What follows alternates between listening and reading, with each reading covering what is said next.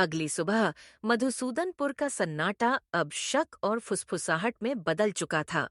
चाय की दुकान पर बूढ़े लक्ष्मण काका गुमसुम बैठे थे। पिछली रात का नजारा उनकी आंखों से हट नहीं रहा था। दरवाजे पर खड़ा वह आदमी, हूबहू किसन पाटिल, पर आंखें, काका को उनमें लालच और झूठ की चमक दिखी थी। धानु, हमेशा की तरह जिज्ञासु, उनके पास आया। काका, आप ठीक हैं? वह आदमी, वह तो कल रात से यहीं रुका है। सुबह सुबह उसने पंचायत बुलाई है। गांव के चौक पर पंचायत जुटी। धूप तेज थी और हवा में तनाव महसूस हो रहा था। अजनबी, जिसने खुद को किसन पाटिल बताया था, गांव के बीचों बीच जमीन के कागजात हाथ में लिए शांत और आत्मविश्वासी खड़ा था।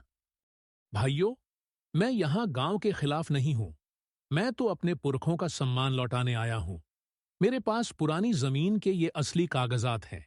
इन कागजात के हिसाब से गांव की सबसे उपजाऊ जमीन, जिस पर आज आप लोग खेती करते हैं, वह कर्ज के रूप में मेरे पुरखों के नाम पर थी। मेरा अधूरा काम यही है, उस जमीन को वापस लेना, ताकि मैं उसे सही तरीके से विकसित कर सकूं।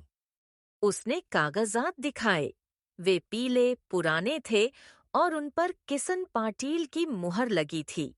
गांव के लोग पसोपेश में थे।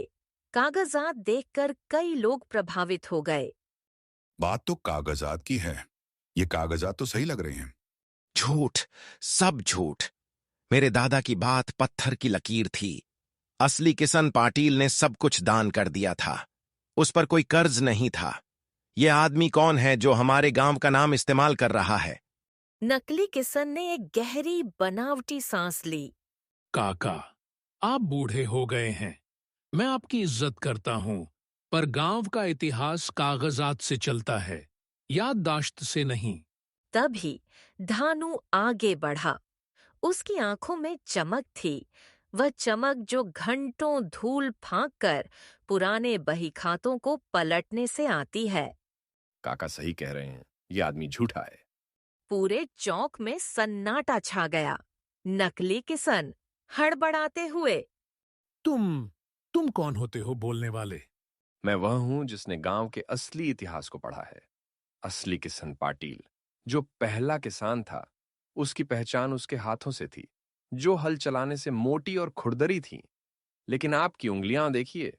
धानु ने वह बही खाता खोला जिसमें असली किसन पाटिल का नोट था। ना, मैंने गांव की सारी जमीन गांव को समर्पित कर दी। मेरा अधूरा काम जमीन लेना नहीं, बल्कि गांव के उत्तर की पहाड़ी पर बने पुराने कुएं को गहरा करना है। यही है सच। असली किसन पाटिल ने गांव को जमीन नहीं, जीवन देने वाला पानी देने का वादा किया था। यह आदमी तो सिर्फ लालची है। नकली किसन अब डर से थरथरा रहा था। उसका आत्मविश्वास टूट चुका था। नकली किसन बड़बड़ाते हुए, मैं मैं तो बस, मुझे लगा कि यह जमीन। गांव वाले दहाड़ पड़े। वे समझ गए थे कि उन्होंने एक धोखेबाज पर भरोसा कर लिया था।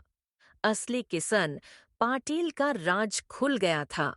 वह आदमी किसन पाटिल का लालची छोटा भाई था, जो शहर से जाली कागजात लेकर आया था ताकि की जमीन को बेच सके।